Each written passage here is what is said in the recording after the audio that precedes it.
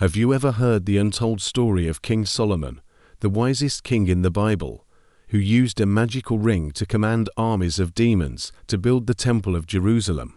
This video uncovers the mysterious testament of Solomon, an ancient text filled with supernatural legends, cosmic secrets, and a king's tragic downfall, from capturing the Arabian wine demon to enslaving Beelzebul, the prince of demons, and learning the mysteries of disease, fate, and the cosmos. This story blends biblical history, ancient mythology, and timeless moral lessons.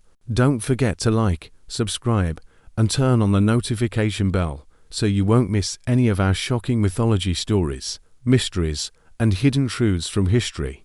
Opening hook: The night whispers of Jerusalem. Under the pale glow of a waning moon, the city of Jerusalem lay silent, its narrow streets, usually alive with merchants' chatter and the scent of spiced wine, were now bathed in a silver stillness. Yet, deep within the heart of the city, a single palace window burned with restless lamplight. Inside, King Solomon, man hailed for wisdom beyond measure, paced across marble floors. He was the ruler whose word bent kings to tribute, whose decisions shaped nations. Yet tonight, there was a shadow heavier than the desert's darkness itself, a mystery that clawed at his throne. Reports had reached his ears, strange ones, speaking not of earthly rebels nor political intrigue, but of something far stranger. A young worker, bright, strong, full of promise, who was wasting away before the king's very eyes. And the whispers in the marketplace told of something far more terrifying than disease, something not of this world. Little did anyone know what would unfold in the coming days would blur the line between the living and the damned, the divine and the accursed. It would become a story whispered for centuries, the tale of the demonic slaves of King Solomon. Chapter 1: The Haunted Worker. The young man's name has been lost to time, yet his tale begins like so many others in history, an ordinary soul caught in the crosshairs of extraordinary forces.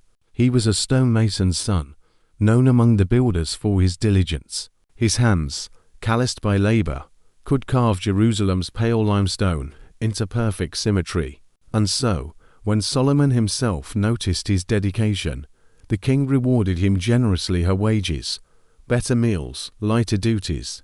But the king soon noticed something troubling. Despite these favors, the young man's face grew pale. His frame, once robust from days of lifting heavy stones, turned frail. His eyes carried the haunted look of someone who hadn't slept in weeks. Finally, Solomon called him forth. "My child," the king said gently, "have I not treated you well? What weighs upon you?" At first, the young man hesitated. In those times, speaking of spirits could mark you as cursed or worse, mad. But desperation overcame fear, and he confessed, "My king, each night, as I lie down to rest, something comes. It sucks the strength from me. I feel its touch upon my hand, cold as death. It steals my food, my breath, my very life. I believe it is no man at all, but a spirit of evil." Here we pause, for this moment is steeped in the fears of ancient minds. Today, we might explain such symptoms as illness, malaria, perhaps, or anemia. Some might even whisper of sleep paralysis, the strange phenomenon where one wakes yet cannot move, feeling an oppressive weight upon the chest. But to the ancients, unseen forces were not metaphor, they were reality. A mysterious sickness was not caused by germs. It was the work of spirits, demons, or the displeasure of gods. And so, for this young man, the terror was twofold. Not only was his body failing, but his soul felt besieged. Solomon's resolve. Solomon, though, was no ordinary king. Tales already surrounded him of his wisdom, his dealings with angels, his command over the natural and the supernatural alike. He did not dismiss the boy's fears. Instead, he withdrew to pray, consulting the writings of the ancients, seeking counsel beyond mortal men. Days passed, nights too, and then, as the story goes, a divine messenger appeared, an angel bearing a gift. Not a sword, not an army, but a ring. Upon this ring was engraved a seal, a symbol of divine authority. one said to contain the very name of power. With it, the angel told Solomon he could command the forces that lurked beyond sight, binding them to his will. And so the stage was set. A young man tormented by something unseen, a king armed with a weapon forged by heaven itself, and a world about to witness the strangest alliance in history, a king and his demonic slaves, building the house of God. Chapter 2. The Ring of Power. It was said to be a simple object, golden, unadorned save for a single sigil carved with precision. Yet within this ring pulsed a power not even kings had known. The angel spoke little, leaving Solomon with both gift and warning. With this seal, the messenger said, voice like the rustle of wind over desert stones, you may command what lies beneath shadow. But remember, O king, power bends for the righteous and devours the proud. And then the angel was gone, vanishing into the moonlight, as if the air itself had swallowed him whole. Throughout history, symbols like this ring appear again, and agon objects bridging the mortal and divine. In Norse myths, Draupner, Odin's ring, dripped gold every ninth night. In Arthurian legend, Excalibur was no ordinary sword. It bore kingship's right and ruin alike. Even in Tolkien's world, a ring wielded ultimate power but carried ultimate peril. These stories echo the same truth. Power is never neutral. It tests the heart as much as it serves the hand. And so, in Solomon's time, this ring represented more than authority over demands. It was the test of his very soul. Chapter 3. The First Demon, Orneus. That evening, the young stonemason carried the ring back to his humble dwelling.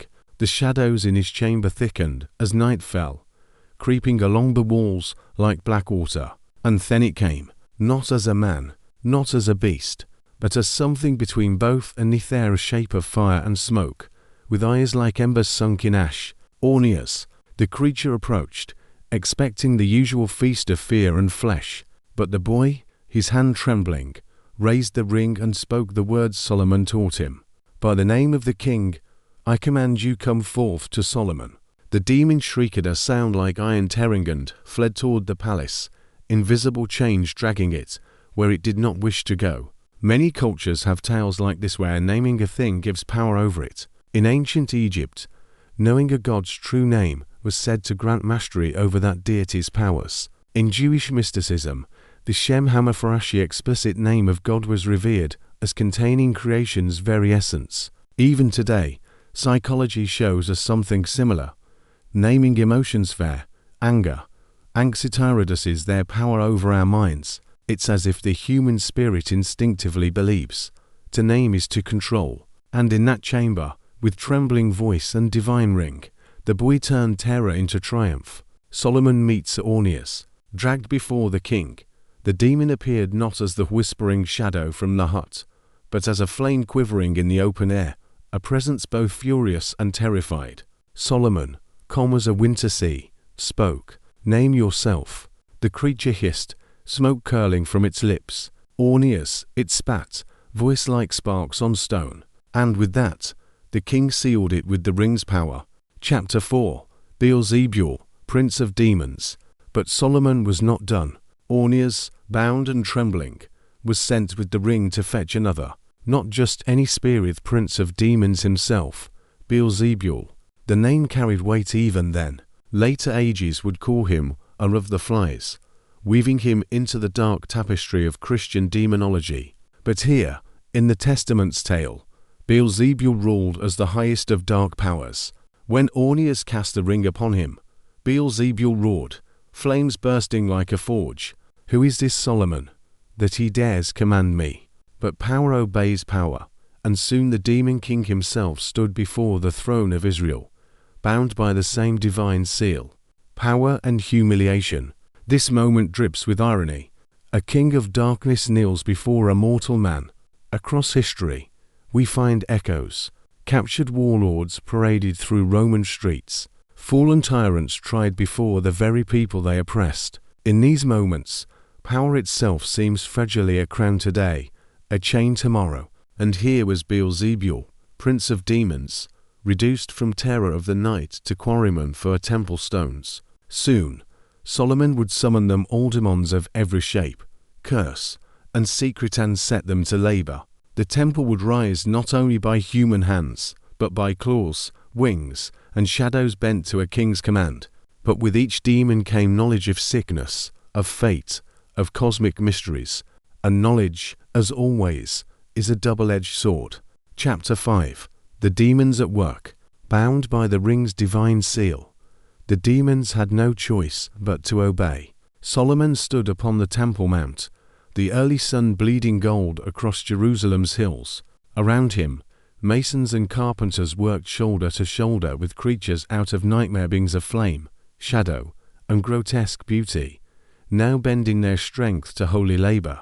Some appeared as men, others as beasts. One came with the body of a man, but the head of a dragon. Another was headless entirely, a column of fire flickering where neck should be. There were serpentine demons, with hair hissing like vipers, dog-headed ones dragging carts of limestone, and spirits whose bodies were nothing but shadow, yet whose voices carried blocks as if borne on invisible wines. At night, the headless demon's flaming neck lit the worksite like a torch, his strange fire turning the darkness into a stage of unnatural industry. Here, the story brims with symbolism. Demons, embodiments of Chaucer forced into order. This mirrors human history in curious ways. Ancient myths speak of gods taming primordial monsters to create the world, Marduk slaying Tiamat in Babylonian lore, Zeus binding Typhon in Greek myth. Even in modern times, science itself has tamed lightning for electricity, fire for engines, the atom for energy and weapons. The line between servant and threat, progress and peril, has always been thin. Solomon's demons, laboring like slaves, reflect that eternal tension. What we control may one day break free. Gothic cathedrals and gargoyles. Centuries later, medieval cathedrals rose in Europe, adorned with grotesque stone gargoyles, faces twisted, wings spread, tongues lolling. Some believed these creatures warded off evil. Others thought they reminded worshippers of damnation awaiting the wicked. Perhaps, like Solomon's demons, they symbolized chaos pressed into holy service, darkness carved to protect the light. Chapter 6. Secrets of the Cosmos. Yet the demons brought more than muscle. They carried knowledge. When Solomon questioned them, they spoke of disease that caused them, how to cure them. They told of omens and fates, how some spirits soared into the heavens and overheard divine decrees, bringing them down as whispers of destiny. One demon even claimed to have watched as the stars themselves were hung across the night like lamps in a king's hall. Fate, science, and the stars. Here lies a fascinating bridge between myth and early science. Ancient astrologers mapped the skies, believing stars shaped human destiny. Physicians of Greece later studied disease with reason rather than religion. Yet for centuries, people saw no divide between cosmos and body, heavenly will and earthly life. When the Testament speaks of demons revealing cosmic secrets, it captures that ancient worldview, sickness, storms, even the glimmer of Venus at dawn are woven into a single divine tapestry. Chapter 7. The Arabian Wine Demon. One day, a letter arrived for Solomon from King Idris of Arabia. His people suffered a deadly plague. Each dawn, a scorching wind swept through villages, killing cattle, felling men, leaving a silence heavier than sandstorms. Idris begged Solomon, "Capture the spirit of this wine, and Arabia will pay tribute in silver and peace." Solomon prepared carefully. He ordered a servant to ride with the magic ring, carrying an empty wineskin sewn tight, but for a single opening. At the storm's height, the servant raised the ring and spoke the words taught by the king. With a roar like mountains splitting, the wine demon shrank, howling, into the waiting wineskin. Its power stilled. The desert fell silent, taming nature's fury. This tale recalls how humans have always fought nature's violence. Ancient Egyptians prayed to Seth to turn back desert storms. Medieval villagers rang church bells to ward off tempests, believing thunder fled from holy sound. Today, satellites track hurricanes, science predicting what prayers once sought to halt. Solomon's story, in its way, mirrors humanity's march, from fear of nature to wresting power over it. With each victory, Solomon's name spread across kingdoms. Kings sent gifts, scribes recorded wonders, and Jerusalem swelled with wealth and awe. Yet power carries weight, and wisdom, if mixed with pride, can bend toward ruin. For even as demons built the temple and carried water, as cosmic secrets spilled like grain before him, Solomon's own heart would soon falter. Chapter 8. The Red Sea Demon and the Cosmic Pillar. The capture of the Arabian wind spirit was only the beginning. With its help, Solomon learned of another Benga creature, chained deep beneath the Red Sea, a demon said to have opposed Moses himself during the days of Pharaoh. This spirit, known only through whispers, had lent its power to the magicians of Egypt before the waters drowned their armies. Now it lay imprisoned in the churning dark, waiting. The cosmic task, Solomon, curious as ever, commanded its release, but under his authority, bound by the ring, together with the Arabian wine demon, it was ordered to lift a colossal stone pillar, a monument beyond human strength to raise. Legend claims they carried it not on earth, but through the air itself, their bodies vanishing into the heavens, the pillar suspended between earth and stars. Some storytellers later claimed this very pillar became the Milky Way, a streak of cosmic dust across the night sky, frozen testimony to Solomon's dominion over both demons and the elements. Here myth and astronomy blur. Many ancient cultures explained celestial phenomena through legend. The Greeks saw Orion hunting eternally among constellations. Norsemen told of Bifrost, the rainbow bridge linking worlds. In India, the Milky Way was called the Ganges of the sky, a river of heaven's own making. Solomon's pillar fits this pattern, human imagination reaching skyward, binding myth to the map of stars above. Chapter 9. Solomon's power and the edge of pride. With demons chained, wines silenced, and kingdoms sending tribute, Solomon's reign reached heights few kings have ever known. His temple rose white against Jerusalem's hills, walls singing with the labor of spirits bound to sacred purpose. His wealth grew, his wisdom famed across deserts and seas alike. And yet cracks appeared. The Testament says it began with a woman, a Jebusite bride, beautiful and foreign, who worshipped gods alien to Israel. Love, power, and compromise. History tells this story countless times. Samson with Delilah. Strength traded for love's deception. Antony and Cleopatra, passion toppling empires. Even modern leaders undone by private desires, eclipsing public duty. Love, ambition, temptation, these are forces, as potent as armies, as subtle as whispers in a king's ear. The fall into idolatry. To please her, Solomon built shrines to her gods, altars smoking with sacrifices, not to the God of Israel, but to Moloch and others forbidden by his own law. Each temple rose like a shadow beside his own grand sanctuary, silent rebellion of stone and incense. The man who had bound demons now bowed to idols. Chapter 10. The warning of the Testament. It is here the story darkens. For all his wisdom, Solomon ends not in triumph, but in tragedy. The Testament, likely penned in his later years, reads almost like confession, a man who conquered spirits, but not his own heart. Consider, it warns, not only the power of beginnings, but the peril of endings, a universal moral. This warning stretches beyond faith or time. Empires fall when pride blinds rulers to limits. Innovations backfire when ethics lag behind ambition. Even ordinary lives crack when small compromises pile, stone by stone, into altars we never meant to build. Solomon's story whispers this: mastery of the world means little if we are slaves to ourselves. Chapter 11. The legacy and the lesson. In the end, the testament of Solomon survives not as history alone, but as parable. The demons symbolize chaos, fear, the unknown tamed, but never fully conquered. The temple symbolizes ambition, and Ashiva meant glorious yet vulnerable. Solomon himself symbolizes humanity wise yet fallible, powerful yet fragile. The final note lingers like a desert wind through ruins. Power fades, wisdom falters, only humility endures, bringing it all together. As the sun sets on this tale, we picture the once mighty king, older now, penning his story not with triumph, but with trembling hand. His words cross centuries like echoes in a canyon.